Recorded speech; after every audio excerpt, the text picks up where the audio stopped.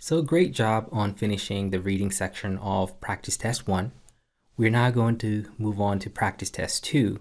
And our goal this time is just to practice all the new things that we've learned, because we only get better through practice.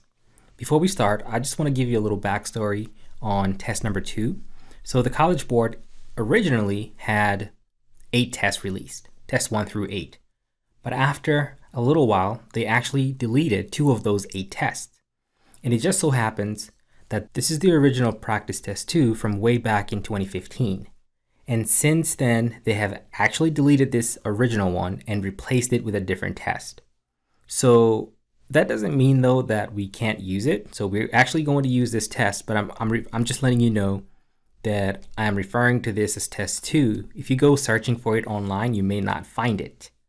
But the content is still pretty similar to what is to be expected. Now, quick reminder about the reading section. There's going to be 52 questions that we have to complete in 65 minutes, and that's assuming that you have regular time. Some people have additional time, and if you happen to be one of those people, then just make sure you are adjusting this time accordingly.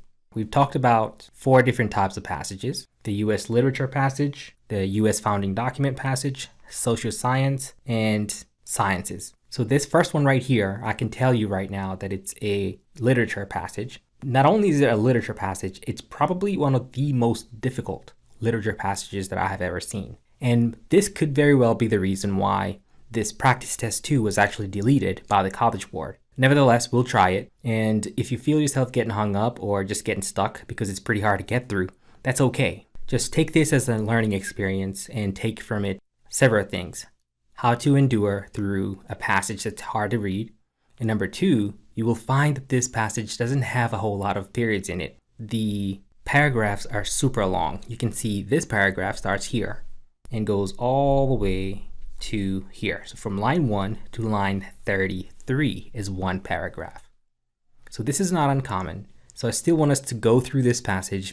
Okay, so also remember that we want to read the excerpt. We're going to annotate as we read to the best of our ability. And then we're going to chunk this passage. As we can see, this passage has 75 lines.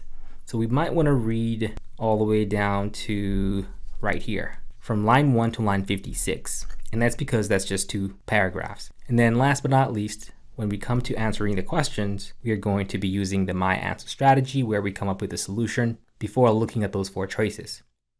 So let's just go ahead and get started. This passage is from Charlotte Bronte, The Professor, originally published in 1857. Once again, this is one of those excerpts that really isn't useful.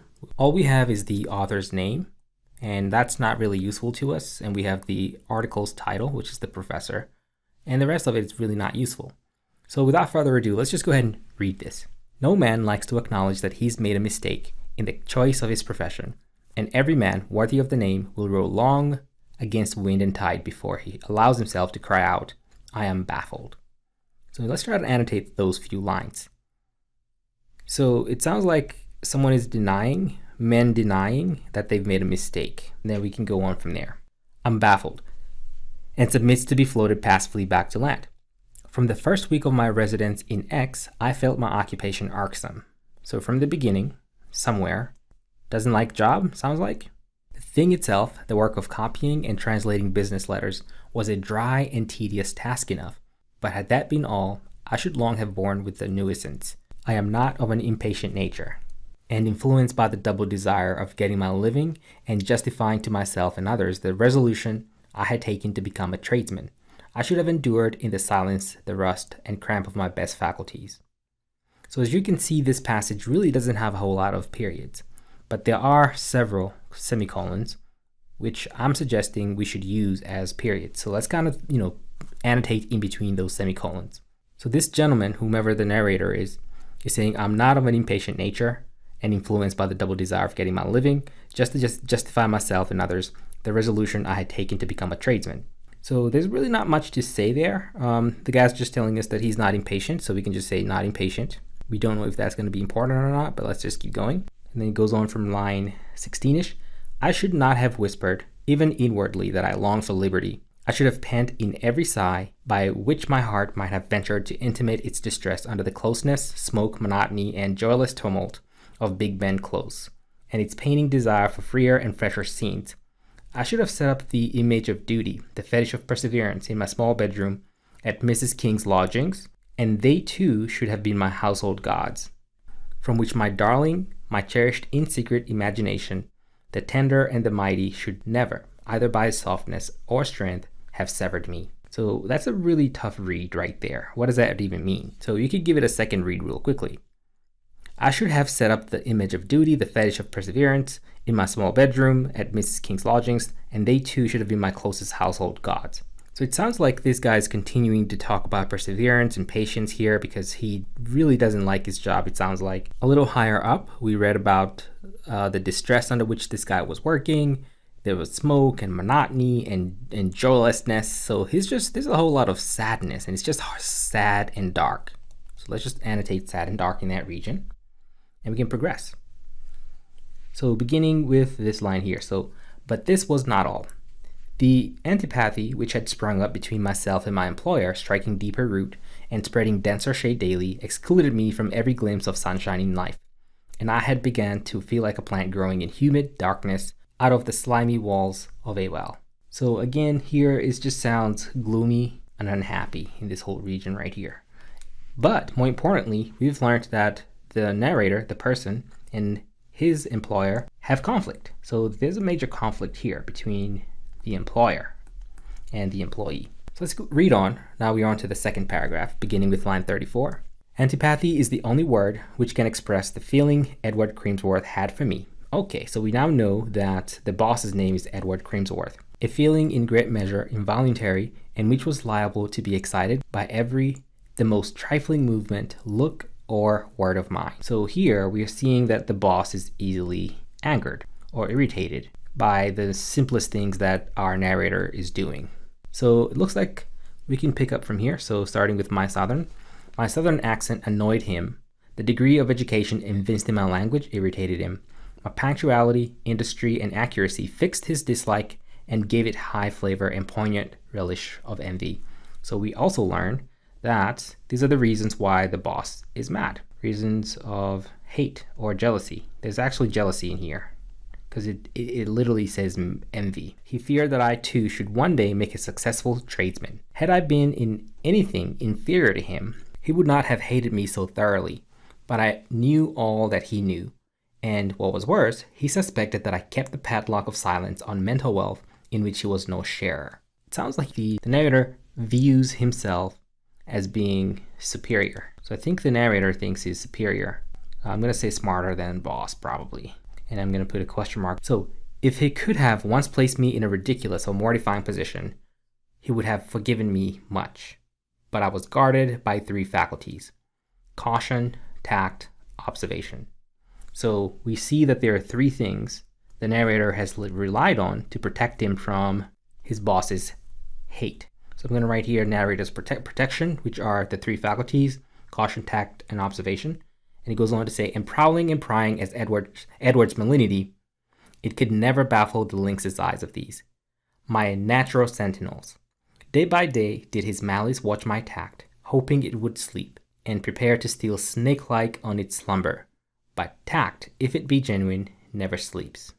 Now, if you're feeling a little lost in reading this passage, you are in good company. This is a really difficult read, and once again, it could be the very reason why this test was actually pulled from the list of practice tests that are available. I believe this test was replaced by an actual past exam. Nevertheless, we'll make the best of it. So we said that we would chunk it up to 55. Let's go on and try to answer these questions. Notice that these questions are actually labeled with the type of question that we are going to be answering. So remember those 8 types of questions? It's going to be really beneficial for you to start kind of noticing what type of question they are, and you will see an example of that. Question 1 says, which choice best summarizes the passage? And please notice that this is a big picture / main point question, which we are not able to answer yet because it talks about summarizing the entire passage. Well, we haven't read the whole passage, so we can't answer it just yet. So let's go on to question 2. This is a function question, and let's go ahead and read it.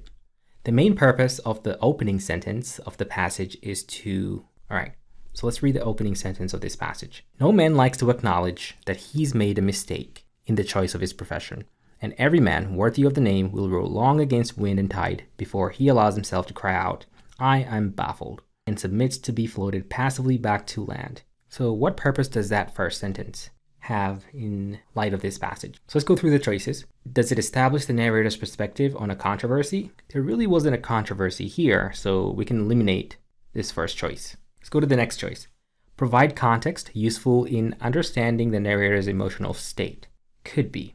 Let's try the third option. Offer a symbolic representation of Edward's plight. I don't think this is it. Let's read D. Contrast the narrator's good intentions with his malicious conduct.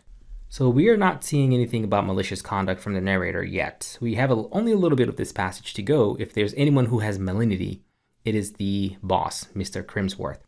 So D will not be it. That means B would have to be the answer to this question. Now, just to kind of remind you, function means what do you think is the purpose of this opening sentence? That's a function type of question. Let's go to the third one.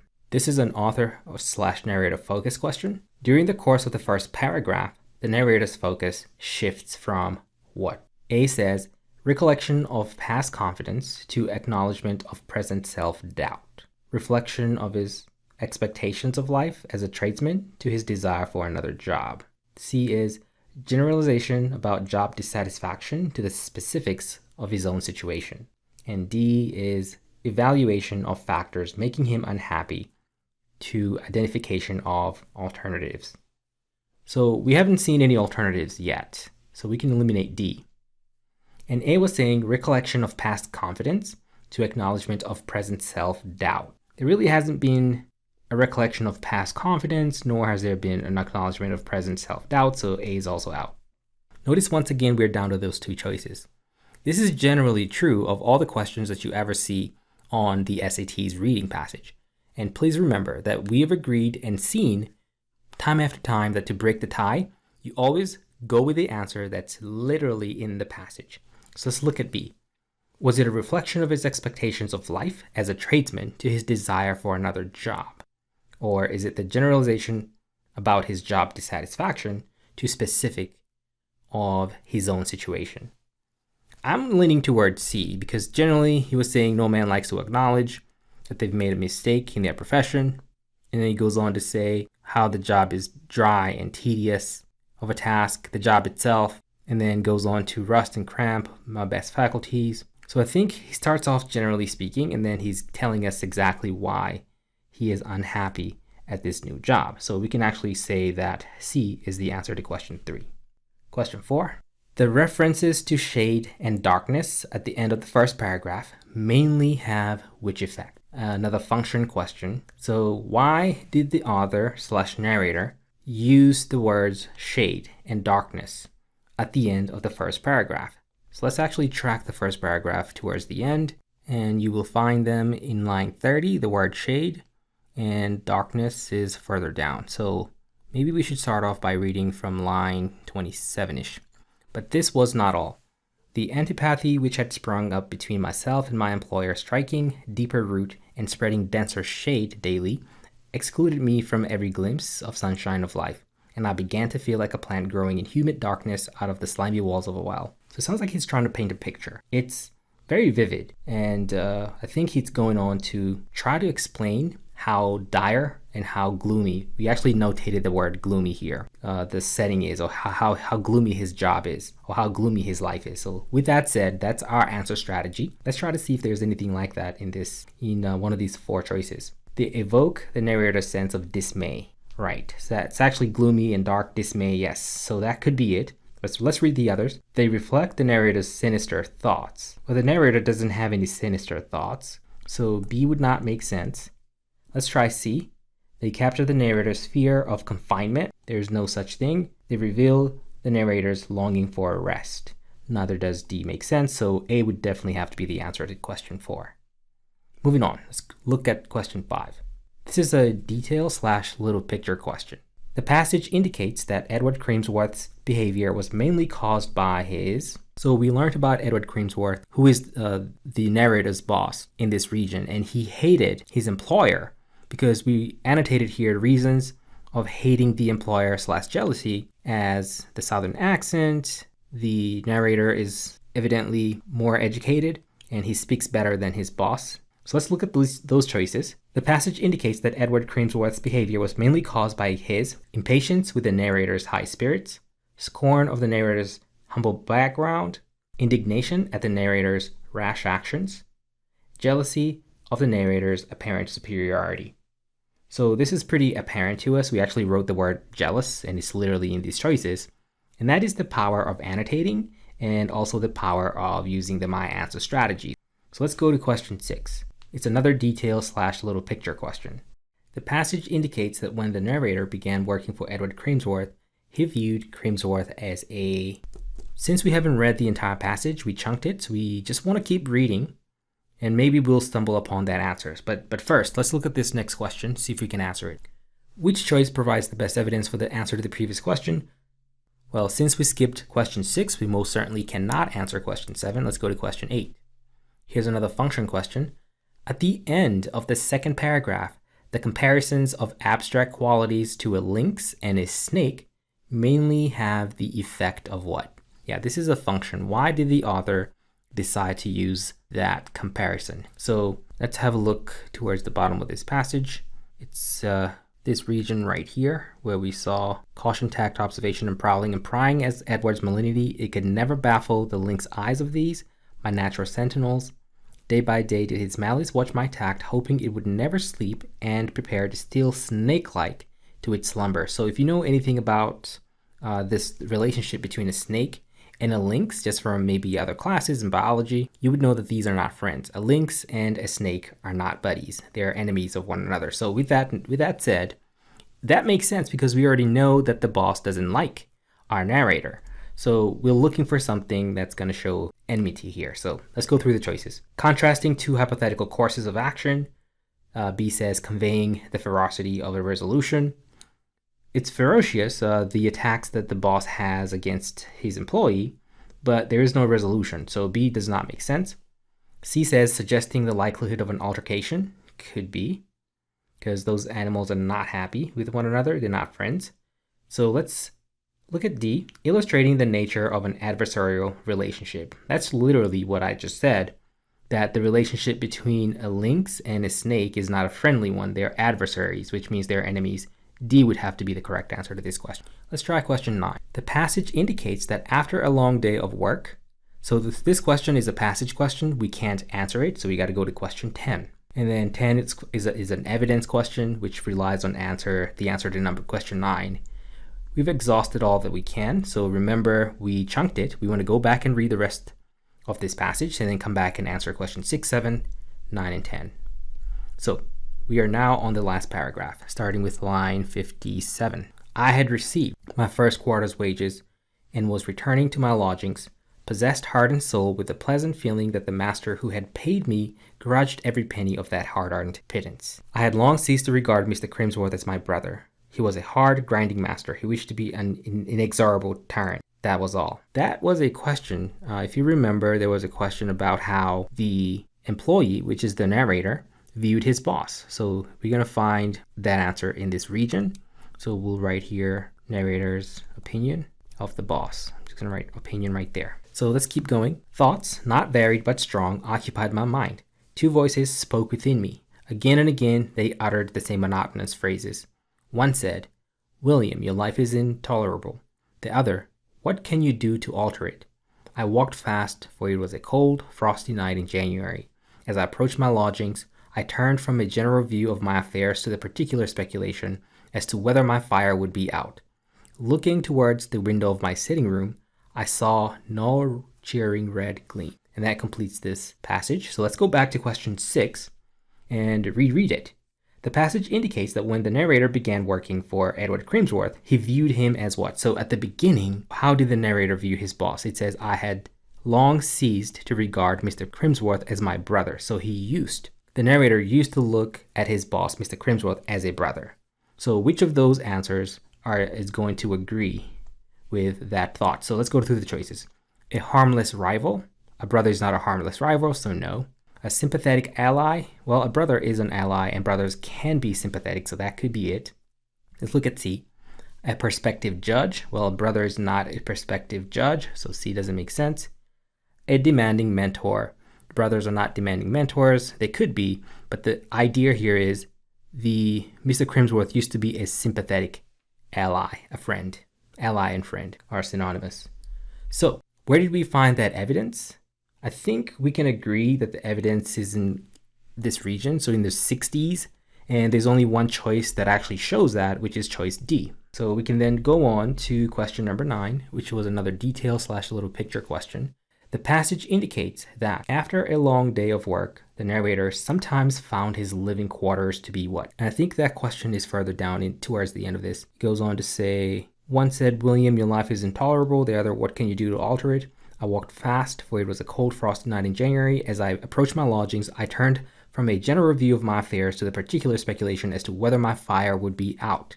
Looking towards the window of my sitting room, I saw no cheering red gleam. So I think the no red cheering gleam is suggesting that his room or his quarters are not as comfortable as they would be or as he'd like them to be. So we also see that it's actually a cold, frosty night in January, and so that sounds pretty pretty dull, pretty sad, pretty gloomy, which has been a theme for this entire passage.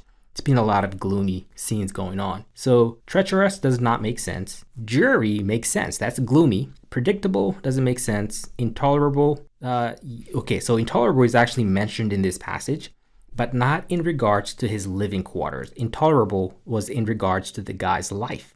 Your life is intolerable. So please don't get fooled by that. It says your life is intolerable, not his living quarters. So D would not make sense, which makes B the clearer answer here. And then we go on to question 10, which is an evidence-based question. Based on the answer to number 9, we know that his life was dreary. And we got that information from this region. Frosty night, and there was no cheering red gleam in his living quarters in his house. So those are probably lines 70-ish onwards. Yeah, which means D would have to be the answer to this question. So that completes practice test 2, passage 1. Once again, I do want to encourage you. Don't be so hard on yourself. Don't feel down. This is most definitely one of the most difficult passages that I have ever seen on the SAT. So just keep practicing and keep working. It'll make sense. Pay attention to the different types of questions that we are answering. For example, question 10 was an evidence-based question. Question 9 was a detail / little picture. Those come directly from the passages.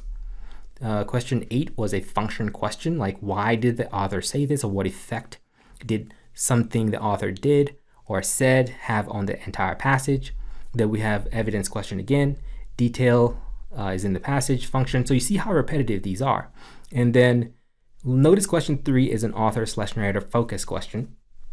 And then question 2 was a function question, and question 1 was a big picture / main point, which, by the way, we forgot to come back to. So let's actually read this one. Which choice best summarizes the passage? So let's go through all the choices. A character describes his dislike for a new job and considers the reasons why. Could very well be that one.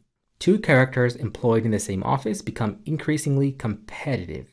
That is mentioned in there, but it's only in part. Question C is a young man regrets privately a choice that he defends publicly. So C is just one of those random off answers. And D is a new employee experiences optimism, then frustration, and finally despair. Ooh, all these sounds pretty close to being correct. So D sounds like it could be right. It does say a new employee. We have no evidence of that. Remember, every answer to these questions has to come directly from the passage. We know he's an employee, but it says nothing about him being a new employee. But we do know that there's a character here who's describing his dislike for a new job, and he's considering the reasons why, which makes A the best answer. We don't know if this guy's a new employee or not. So 2 characters employed in the same office become increasingly competitive also sounded sort of right, but that was not the emphasis. That was not the main focus of this passage.